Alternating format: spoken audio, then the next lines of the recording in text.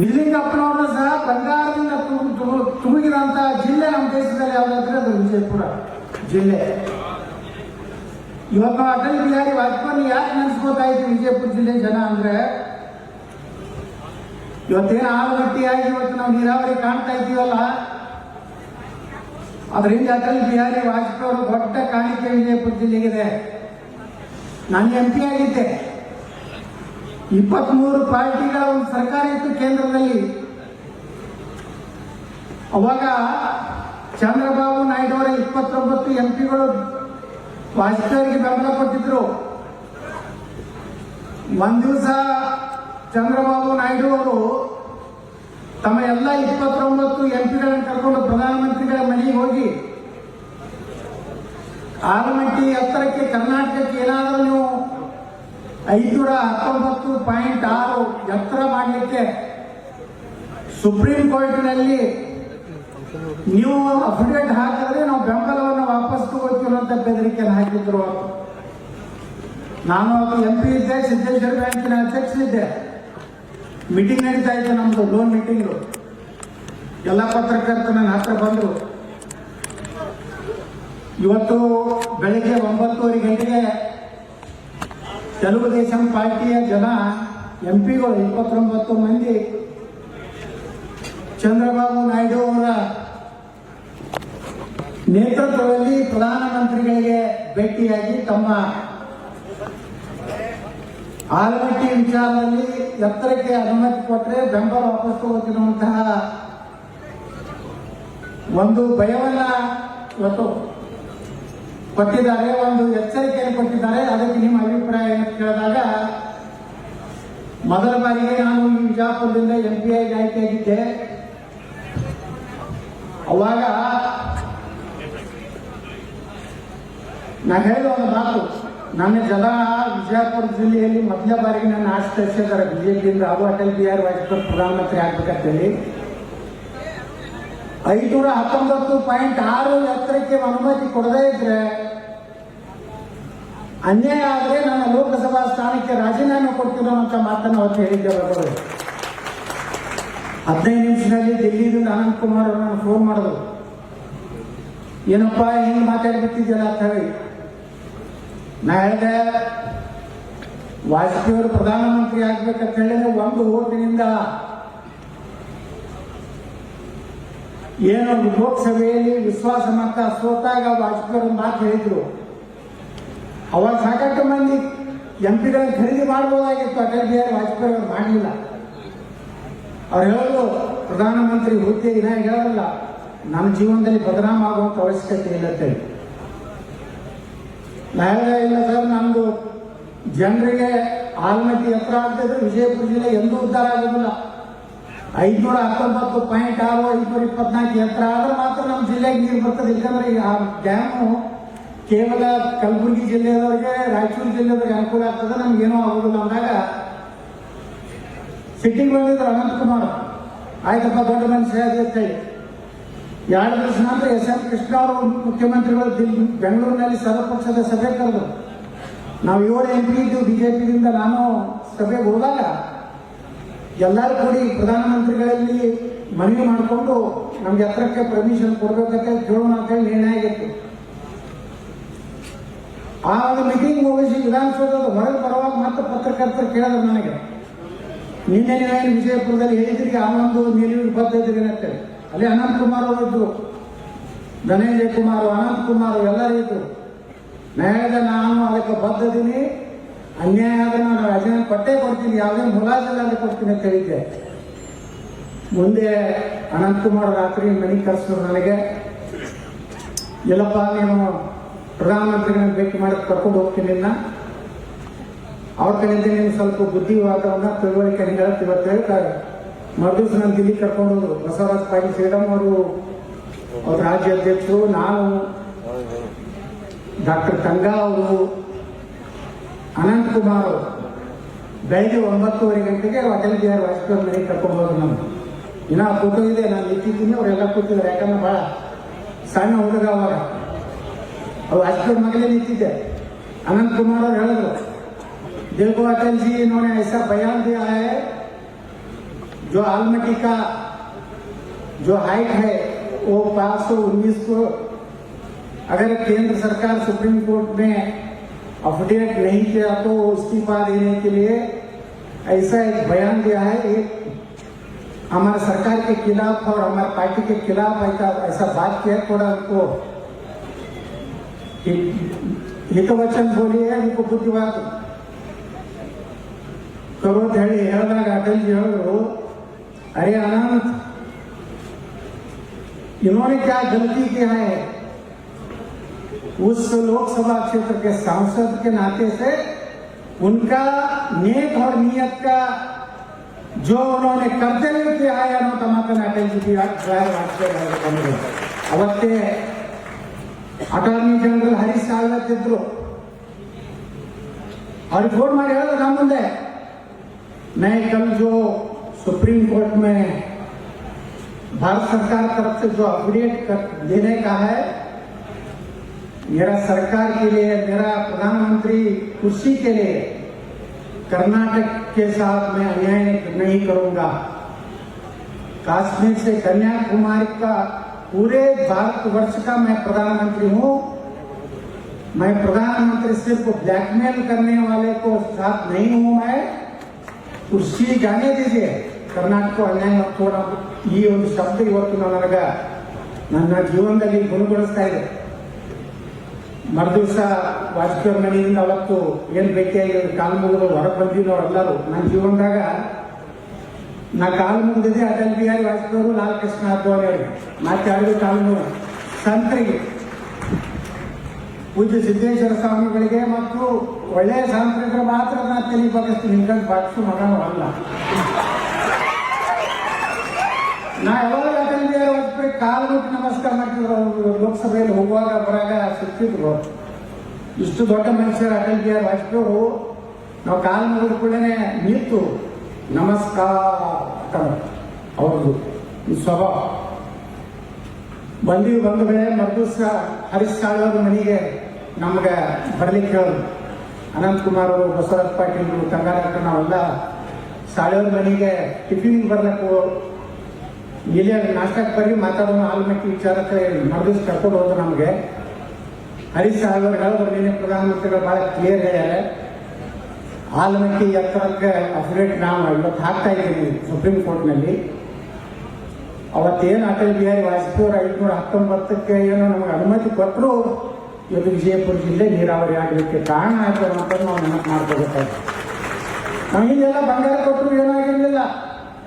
ಲಾಲ್ ಬಹದ್ದೂರ್ ಶಾಸ್ತ್ರಿ ಅವರು ಶಿಲಾನ್ಯಾಸ ಮಾಡಿದಂಥ ಆಲ್ಮಟ್ಟಿ ಇನ್ನೂ ಮುಗಿದಿಲ್ಲ. ಇನ್ನೂ ನಾವು ಹೋರಾಟ ಮಾಡ್ತಾ ಇದ್ದೀವಿ. ಇನ್ನೂ 524 ಎತ್ತರ ಆಗಬೇಕು. ಇನ್ನೂ ಇಡೀ ಸಮಗ್ರ ವಿಜಯಪುರ ಜಿಲ್ಲೆ ನೀರಾವರಿ ಆಗಬೇಕು. ಅದು ಹೋರಾಟ ನಾವು ವಿಧಾನಸಭೆಯಲ್ಲಿ ನಾವು ನಡೆಸಿದ್ದೀವಿ. ಎಷ್ಟೋ ಮಂದಿ ಹೇಳಿದ್ರೆ, ಏನ್ರಿ ನೀವು ಅಟಲ್ ಬಿಹಾರಿ ವಾಜಪೇಯಿ ಹಿಂಗೆ ಮಾತಾಡಿದ್ದಕ್ಕೆ ಏನೋ ಆಗೋದಿಲ್ಲ ನಿಮ್ಗೆ ಮುಂದಿದ್ರು. ನಿಮ್ಗೆ ಆಶ್ಚರ್ಯ ಅನಿಸ್ತದ. 3 ತಿಂಗಳ ನಂತರ ನಾನು ಆ ಪುಣ್ಯಾತ್ಮ ಅಟಲ್ ಬಿಹಾರಿ ವಾಜಪೇಯಿ ಸರ್ಕಾರದಲ್ಲಿ ಮಂತ್ರಿ ಆಗುವಂತ ಅವಕಾಶವನ್ನು, ಆಶೀರ್ವಾದವನ್ನು ಅಟಲ್ ಬಿಹಾರಿ ವಾಜಪೇಯಿ ಮಾಡಿದ್ರು. ಏನೋ ಅವ್ರ ಮನಸ್ಸಿನಲ್ಲಿ ಇಟ್ಟುಕೊಳ್ಳಿ, ನಾನು ಕೇಂದ್ರ ಮಂತ್ರಿ ಮಾಡೋದು. ಮೊದಲನೇ ಕೇಂದ್ರ ಮಂತ್ರಿ ಬಿಜಾಪುರ.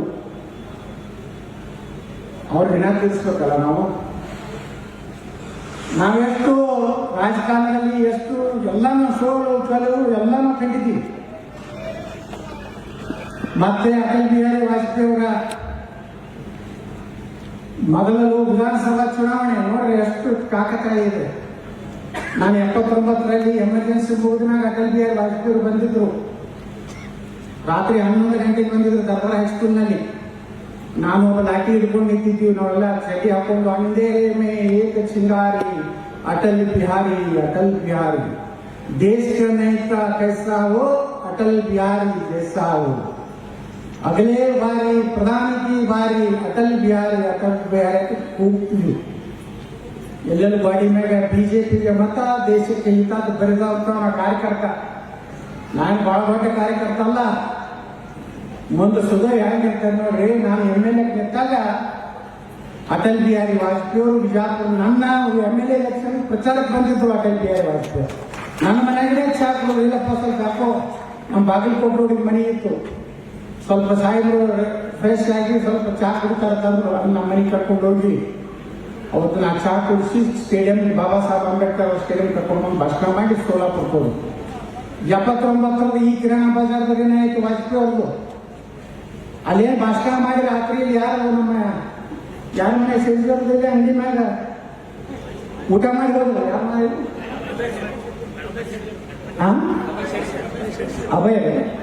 ಅಭಯ ಸೇರಿದವ್ರ ಬಲ್ಲಿ ರಾತ್ರಿ ಅಟಲ್ ಬಿಹಾರಿ ವಾಜಪೇಯಿ ಕಿರಾಣ ಬಜಾರ್ನಾಗ ಬಂದಿದ್ವಿ. ರಾತ್ರಿ ನಾವೆಲ್ಲ ಹೊರಗೆ ನಿಂತಿದ್ವಿ.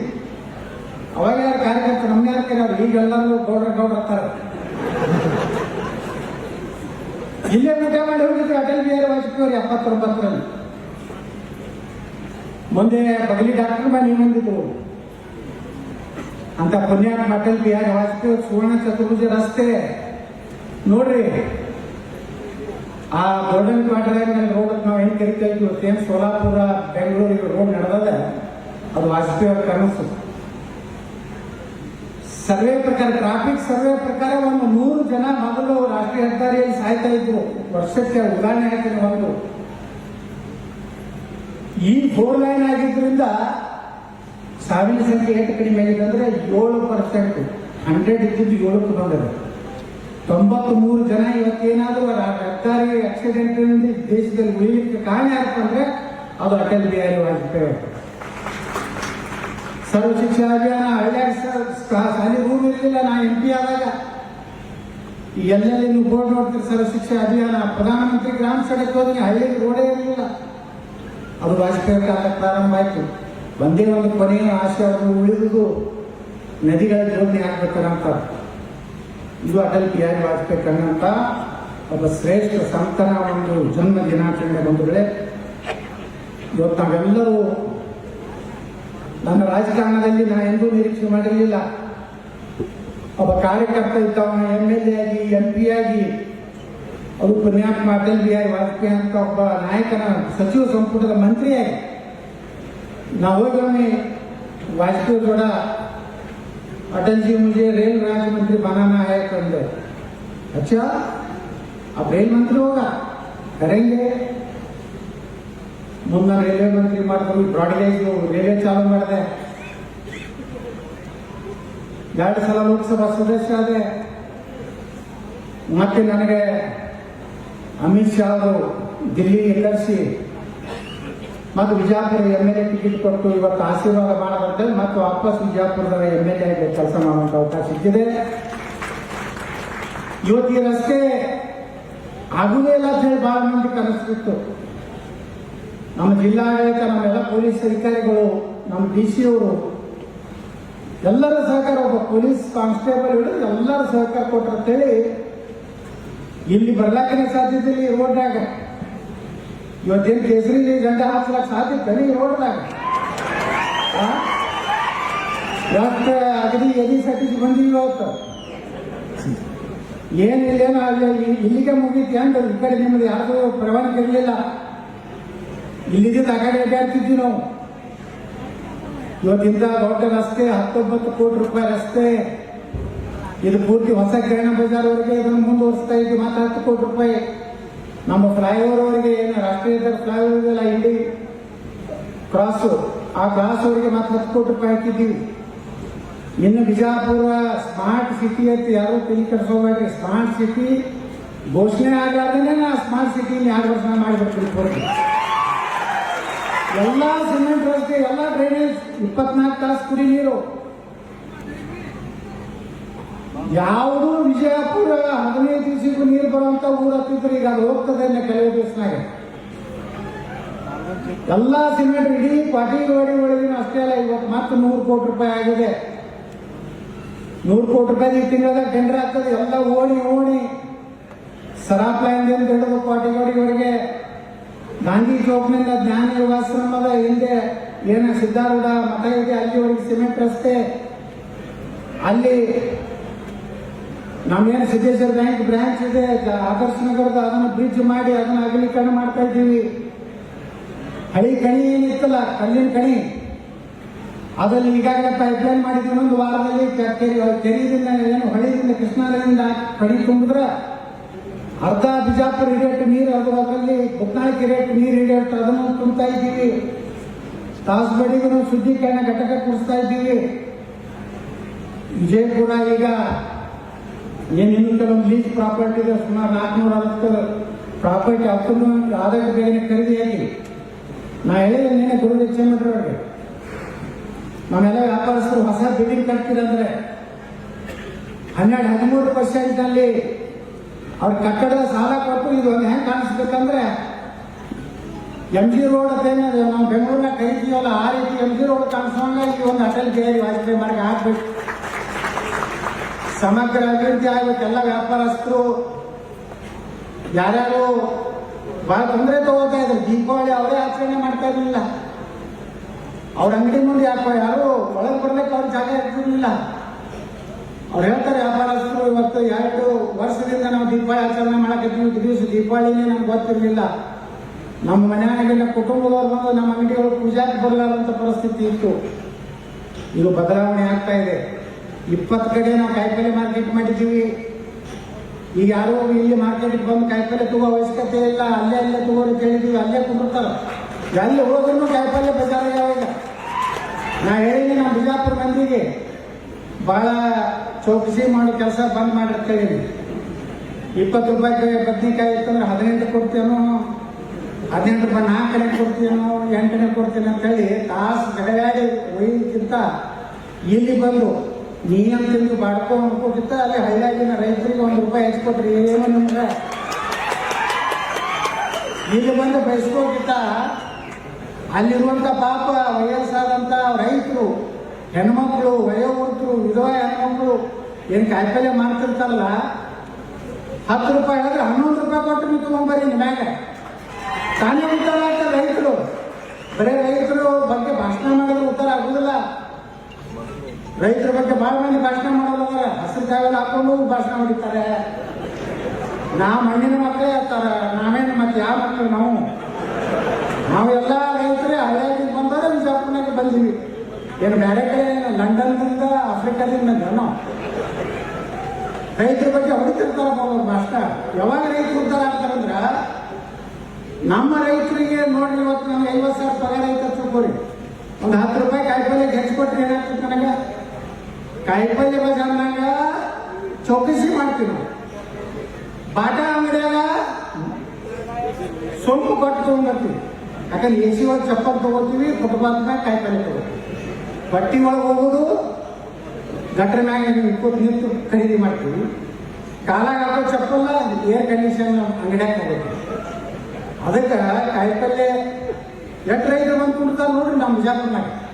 ಇನ್ನು ಮ್ಯಾಗ ನಾ ಹೇಳಿದ್ರೆ ನೀವು ಚಾಲು ಮಾಡ್ರಿ, 10 ರೂಪಾಯಿ ಆಗಲ್ಲ, 11 ರೂಪಾಯಿ ತಗೋರುವ ಅವ್ರ ಪುಣ್ಯ ಹಾಕ್ಲಿ ಅಪ್ಪ ತರ ಬಾಡ್ಕೊ ನೀ ಏನು ತಿಂತಿ ಅನ್ನೋದು ಹೆಂಗ, ಪುಣ್ಯ ಹಾಕ್ಲಪ್ಪ ನಿನ್ನ ಮಕ್ಕಳಿಗೆ ಅನ್ನೋದು ಹೆಂಗ. ನೀವು ಯಾರು ವ್ಯತ್ಯಾಸ ನಿಮ್ಮ ಮಕ್ಕಳಿಗೆ ಅವ್ರು ಹರಿಸ್ತಾರ, ಅದು 1 ರೂಪಾಯಿ ಕೊಡ್ರಿ, ಏನು 10 ರೂಪಾಯಿ ಕಾಯಿಪಲ್ಲೆ ಇಲ್ಲಿ ಪರಂಪರೆಯಾಗ ಒಂದು ಗುಟ್ಕ ಪಟಕ ತಿಂತೀರಿ. ಚಿಕ್ಕ ಎಲ್ಲ ಬಾಡಿಗಳು ಸತ್ಯಾನಾಶ. ಯಾವ ಪ್ಯಾಂಟ್ಗಳು ಇರ್ತಾರಿಲ್ಲ ಅದ್ರಾಗ ಮಾತ್ರ ಪುಣ್ಯಾತ್ಮ ನಾವು ದೇವ್ರ ಕೂಟ ಹಾಕ್ಲಾಕಿದ್ವಿ ಕಡೆಗೆ. ನಾನು ಹೇಳಿದೆ ಯಾವ ಕೂಟ ಹಾಕ್ಬಾರಪ್ಪ, ನಮ್ಮ ದೇವ್ರದೇ ನಾವು ಮರ್ಯಾದಕ್ಕಾದಂಗೆ. ಅದಕ್ಕೆ ಹಿಂಗಾಗಿ ರೈತರು ಉದ್ಧಾರ ಆಗ್ತಾರೆ. ಇವತ್ತು ನೋಡ್ರಿ ನಾವು ಕನ್ಸಪ್ಪ ಕೋಕೋಕೋಲ ಕುಡಿತೀವಿ. ಎಷ್ಟು ಮಂದಿಯಾಗ ನಿಂಬಿಕಾಯಿ ಇಟ್ಟಿವಪ್ಪ, ನಿಂಬಿಕಾಯಿ 1 ರೂಪಾಯಿ 8 ಆಗೈತಂದ್ರೆ ಏನ್ರಿ ಹತ್ತೀವಿ. ನೀವು ನಾ ಹೇಳಿ ನಿಂಬಿಕಾಯಿ 1 ರೂಪಾಯಿ 1.5 ರೂಪಾಯಿ 2 ರೂಪಾಯಿ ಕೊಟ್ಟು ತಗೋರಿ, ಹೆಚ್ಚಿಗೆ ಕೊಟ್ಟು ತಗೋರಿ. ರೈತರು ಅವಾಗ ಉದ್ಧಾರ ಆಗ್ತಾರೆ. ಆತ್ಮಹತ್ಯೆ ಅಂದ್ರೆ ದೇಶನಾಗ ರೈತರು ಉದ್ಧಾರ ಮಾಡ್ತೀವಿ. ರೈತರಿಗೆ ಹೆಂಗೆ ಉದ್ಧಾರ ಆಗ್ತವೆ? ಎಲ್ಲ ಸರ್ಕಾರಿ ಸಂಬಳ ಹೆಚ್ಚಾಗ್ತದೆ, ಅದು ರೈತರ ಜೋಳ ಅದೇ ಇದೆ, ಜೋಳ ಗೋಧಿ ಅದೇ ಹಣಮರ. ಈ ರೀತಿ ಬದಲಾವಣೆ ದೇಶನಾಗ ಬರ್ಬೇಕಾದ್ರೆ ಒಂದು ವೇಳೆ ನಾವು ಬಹಳಷ್ಟು ಪರಿವರ್ತನೆ ಆಗ್ಬೇಕು. ಬಿಜಾಪುರದವರು ನಾವು ಮಾದರಿ ಆಗ್ಬೇಕು. ಇಂಥ ಒಳ್ಳೆ ರಸ್ತೆಗಳನ್ನ ಮಾಡ್ಲಿಕ್ಕತ್ತೀವಿ. ನಾಳೆ ಹಾಕಿಕೊಂಡು ನಿಮ್ಮ ಲಗ್ನ ಕತ್ತ ಹಾಕೋದು, ನಿಮ್ದು ಸ್ವಲ್ಪ ಗಟ್ರ ಬಾದಾಗಿರ್ತದೆ, ಇನ್ನು ಮ್ಯಾಗ ನೀವು ಏನಾರು ಹಾಕಿದ್ರೆ ಅಂದ್ರೆ 10 ಪಟ್ಟು ದಂಡ ಹಾಕ್ತೀವಿ. ನಾ ಹಂಗೇನು ಬಿಡುದಿಲ್ಲ. ಯಾಕಂದ್ರೆ 20 ಕೋಟಿ ರೂಪಾಯಿ 25 ವರ್ಷ ಓಡಿರ್ಬೇಕು. ನಿಮ್ಮ ಅಂಗಡಿ ಮುಂದೆ ಒಂದೊಂದು ಕಸದ ಡಬ್ಬಿ ಇಡ್ರಿ, ನಿಮ್ಮ ಅಂಗಡಿ ಅಂತ ಸ್ವಚ್ಛ ಮಾಡಿ ಅದ್ರಾಗ ಹಾಕ್ರಿ. ಮುಂಜಾನೆ ಟಮ್ ಬರ್ತೈತಿ, ಅದನ್ನ ಎತ್ತಿ ಅದ್ರಾಗ ಹಾಕ್ಬಿಡ್ರಿ. ಒಬ್ಬರಿಗೆ ಡಸ್ಟ್ ಧೂಳಾಪುರ ಕರಿತಿದ್ದಲ್ಲ ಮಂದಿ, ಅಲರ್ಜಿ ಅಸ್ತಮಾ ಬರ್ತದೆ. ಈಗ ಯಾರಿಗೂ ಅಸ್ತಮಾ ಬರಲ್ಲ, ನಾವು ಮಾಡಕತ್ತೀವಿ. ಅಸ್ತಮಾ ಬರಬಾರ್ದಪ್ಪ ಅಂದ್ರೆ ಏನ್ ಮಾಡ್ಬೇಕಂದ್ರೆ ನಿಮ್ಮ ಅಂಗಡಿಯಿಂದ ಏನು ಕಸ ತೆಗಿತೀರಿ ಏನು ಈಗ ನೋಡ್ರಿ, ನಾವು ಇಲ್ಲಿ ಊಟದ ವ್ಯವಸ್ಥೆ ಮಾಡಿ ಒಂದು ಕಡೆನೂ ಒಂದು ಪತ್ರ ಬೀಳುವುದಿಲ್ಲ.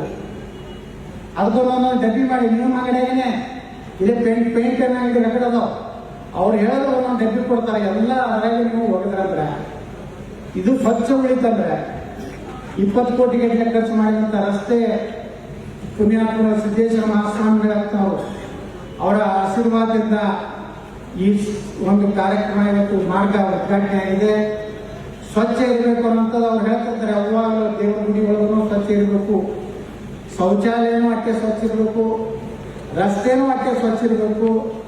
ನಾವು ಇದನ್ನು ಮಾಡಿದ್ವಿ ಏನ್ರಿ ನಾಳೆ ಹೊಲಸು ಮಾಡೋದಲ್ಲ, ಎಲ್ಲ ಕೂಡಿ ನಾವು ಸ್ವಚ್ಛ ವಿಜಾಪುರ ನೋಡ್ಲಕ್ಕೆ ಬರಬೇಕು. ವಿಜಾಪುರ ನೋಡ್ಲಕ್ಕೆ ಇಡೀ ರಾಜ್ಯದ ನೀವು ಒಂದು ಸ್ವಲ್ಪ ಅವಕಾಶ ಕೊಡ್ರಿ. ಇನ್ನು 2 ವರ್ಷನಾಗ ವಿಜಾಪುರ ಬರೀ ಗೋಲ್ಗುಮಠ ನೋಡ್ಲಕ್ಕಲ್ಲ, ವಿಜಾಪುರ ರೋಡುಗಳು ನೋಡ್ಲಾಕ ವಿಜಾಪುರಕ್ಕೆ ಬಂದು ಬರಂಗೆ ಮಾಡುವಂಥ ಕೆಲಸ ಮಾಡ್ತೀವಿ. ಅದಕ್ಕೆ ನಿಮ್ಮೆಲ್ಲರ ಆಶೀರ್ವಾದ ಸಹಕಾರ. ಪೂಜ್ಯ ಸಿದ್ದೇಶ್ವರ ಮಹಾಸ್ವಾಮಿಗಳು ಇವತ್ತು ನಮ್ಮ ಒಂದೇ ಮಾತಿಗೆ ಬಂದು ಹೊತ್ತು ಇದನ್ನು ಉದ್ಘಾಟನೆ ಮಾಡಿದ್ದಾರೆ. ಪ್ರಧಾನಮಂತ್ರಿಗಳು ಒಪ್ಕೊಂಡಿದ್ರು. ಏನೇನು ಮಾಡಿ ಪ್ರಧಾನಮಂತ್ರಿ ಕಚೇರಿಯಿಂದ ನನ್ನ ಫೋನ್ ಬಂತು, ಬೇರೆ ಬೇರೆ ಕಾರಣದಿಂದ ಪ್ರಧಾನಮಂತ್ರಿಗಳು ಇದು ಆಗ್ತಾ ಇಲ್ಲ. ಬಹಳ ಸಂತೋಷ ಆಗಿದೆ ಪ್ರಧಾನಮಂತ್ರಿಗಳಿಗೆ. ಅಟಲ್ ಬಿಹಾರಿ ವಾಜಪೇಯಿ ಅವರ ಮೂರ್ತಿ ಲಕ್ನೋ ಬಿಟ್ಟರೆ ವಿಜಾಪುರನಾಗ ಉದ್ಘಾಟನೆ ಆಗ್ತಾ ಇರೋದು ನನ್ನ ರಾಜಕೀಯ ಗುರುವಿನ ಒಂದು ಒಳ್ಳೆಯ ಕೆಲಸ. ಇವತ್ತು ಬಿಜಾಪುರ MLA ಮಾಡಿದ್ದಾರೆ ಮತ್ತು ಅಭಿನಂದನೆ ಸಲ್ಲಿಸುವಂತ ಮಾತನ್ನು ಪ್ರಧಾನಮಂತ್ರಿಗಳ ಕಾರ್ಯಾಲಯದಲ್ಲಿ ಹೇಳಿದ್ದಾರೆ. ನಾನು ಮುಂದಿನ ದಿವಸಗಳಲ್ಲಿ ನೀವೇನು ಮನೆ ಚುನಾವಣೆಯಲ್ಲಿ ನಾನು ಆರಿಸಿಕೊಂಡು ಒಂದು ಒಳ್ಳೆಯ ಕೆಲಸ ಮಾಡಲಿಕ್ಕೆ ನೀವು ಉಪಕಾರ ಮಾಡಿದ್ದೀರಿ. ಪ್ರತಿಯೊಬ್ಬರ ಉಪಕಾರವನ್ನ ಮುಂದಿನ 2 ವರ್ಷನಾಗ ನಾ ಇಲ್ಲಿ ಎಲ್ಲೂ ಅಡ್ಡಾಡಾದ್ರೆ ನೀವಾಗೆ ಓಡಿಸಲ ಹೆಂಗೆ ಬಂದು ಮುಂಜಾನೆ 6ಕ್ಕೆ ಬಂದು ಓಟ್ ಹಾಕಿರಿ, ಇನ್ನು ಮುಂದೂ ಸಹಿತ ಹಂಗೆ ನೀವೇ ಬಂದು ಓಟ್ ಹಾಕಂಡು ಮಾಡಿ ತೋರಿಸ್ತೀರನ್ನಂತ ಮಾತೇಳಿ ಇನ್ನೊಮ್ಮೆ ನಾನು ಅಟಲ್ ಬಿಹಾರಿ ವಾಜಪೇಯಿ ಅವರಿಗೆ ಈ ಜಿಲ್ಲೆಯ ಜನರ ಪರವಾಗಿ ಅವರು ನಮ್ಮ ಜಿಲ್ಲೆ ಕೊಟ್ಟಂತ ಅಭೂತಪೂರ್ವ ಕಾಣಿಕೆ ನಡೆಸ್ಕೊಂಡು ಅಟಲ್ ಬಿಹಾರಿ ವಾಜಪೇಯಿ ಅಂತ ಒಬ್ಬ ಶ್ರೇಷ್ಠ ನಾಯಕ ಇವತ್ತು ನಮ್ಮೆಲ್ಲರ ಮಧ್ಯೆ ಅವರು ಕೊನೆಯ ದಿವಸಗಳಲ್ಲಿ ನಾವು ಹೋಗಿದ್ದೆ 2 ಸಲ. ನಾನು ಹೋದಾಗ ಒಮ್ಮೆ ಭೇಟಿ ಆಗ್ತಿದ್ದೆ ದಿಲ್ಲಿಗೆ. ಕೊನೆಯ ದಿನಗಳು ಪಾಪ ಅವರು ಬಹಳ ಬಾಯಿ ಬಂದಾಗಿತ್ತು, ಮಾತಾಡಕ್ಕೆ ಬರ್ತಾ ಇರಲಿಲ್ಲ. ಅಂತ ಒಬ್ಬ ಶ್ರೇಷ್ಠ ವಾಗ್ಮಿಯ ಕೊನೆಯ ದಿವಸಗಳು ಸಹ ನಮ್ಮ ಜೀವನದಲ್ಲಿ ನೋಡಿ ಎಂತಿಂತ ಪ್ರಾಮಾಣಿಕರು. ಇವತ್ತು ಜಾರ್ಜ್ ಫರ್ನಾಂಡಿಸ್ ಅಂತ ಪ್ರಾಮಾಣಿಕ ಮನುಷ್ಯ ಏನೂ ಇರಲಿಲ್ಲ. ನಾವು ನೋಡಿ ಜಾರ್ಜ್ ಫರ್ನಾಂಡಿಸ್ ಮನೆಗೆ ಅಂದ್ರೆ ನಮ್ಮ ರೈಲ್ವೆ ಬಾಡಿಗೆ ಸಲ ಹೋದ್ರೆ ಕೇಂದ್ರದ ರಕ್ಷಣಾ ಮಂತ್ರಿ ಅವ್ರ ಮನೆಗೆ ಗೇಟ್ ಕಿತ್ತಿ ಇಟ್ಬಿಟ್ಟಿದ್ರು, ಯಾರು ಬೇಕಾದ್ರೂ ಬರ್ಬೋದು. ನಾವು ಒಳಗೆ ಹೋದೆ, ಜಾರ್ಜ್ ಫರ್ನಾಂಡಿಸ್ ಸಾಹೇಬ್ ಹೇಳಿದಾರ ಕೇಳಿದೆ ವಾಚ್ಮನಿಗೆ ಅಂದ್ರೆ ತಿಳ್ಕೊಂಡು ನಾವು ಹೋದೆ. ಜಾರ್ಜ್ ಫರ್ನಾಂಡಿಸ್ ಒಬ್ಬ ರಕ್ಷಣಾ ಮಂತ್ರಿ, ಪೊಲೀಸರು ಇಲ್ಲ, ಮಿಲಿಟರಿ ಇಲ್ಲ, ಏನೂ ಇಲ್ಲ. ಹೋಗಿ ಒಂದು ರೂಮ್ನಾಗ ಒಂದು ಟೇಬಲ್ ಒಂದು ಕುರ್ಚಿ ಮೇಲೆ ಬುಕ್ಕ ಓದ್ಕೊಟ್ಬಿಟ್ಟಾರೆ. ನಿಮಗಲೇ ಒಂದು ನಾಯಿ ಕೂತದ, ಒಬ್ಬರೇ ಅದಲ್ಲ. ನಾವು ಹಾಗಾದ್ರೆ ದೇಶದ ರಕ್ಷಣಾ ಮಂತ್ರಿ ಒಂದು 50 ರೂಪಾಯಿದು ಜೂಪ ಇಸ್ತ್ರಿ ಮಾಡ್ಕೊತಿದ್ದಿಲ್ಲ, ಒಂದು ಪೈಜಾಮ ರಬಡಿ ಚಪ್ಪಲ್ ಈ ದೇಶದ ರಕ್ಷಣಾ ಮಂತ್ರಿ. ಪಾಪ ಅಂತ ಪುಣ್ಯಾತ್ಮಗ ಏನು ಹೆಸರು ಕೊಟ್ಟು ಬರ್ತದೆ ನಾವು ಏನು ನಮ್ಮ ಸೈನಿಕರ ಸೌದ ಪೆಟ್ಟಿಗೆ ಬರ್ತಾವಲ್ಲ, ಅವ್ರೇನಾದ್ರು ಹುತಾತ್ಮರಾದ್ಮೇಲೆ ಅವರ ಊರಿಗೆ ತರಾಗ ಒಂದು ಸೌದ ಪೆಟ್ಟಿಗೆ ಕಮಿಷನ್ ತಂದ್ರಂದು. ಅಂತಹ ದುಷ್ಟ ರಾಜಕಾರಣಿ ದೇಶದಲ್ಲಿ ಆಯ್ತು. ಪಾಪ ಅವ್ರ ಕೊನೆಯ ದಿವಸಗಳು ಸೇಮ್ ವಾಜಪೇಯಿ ಅವರು ಪೂರ್ತಿ ಮಾತು ಬಂದಾಗುತ್ತೆ.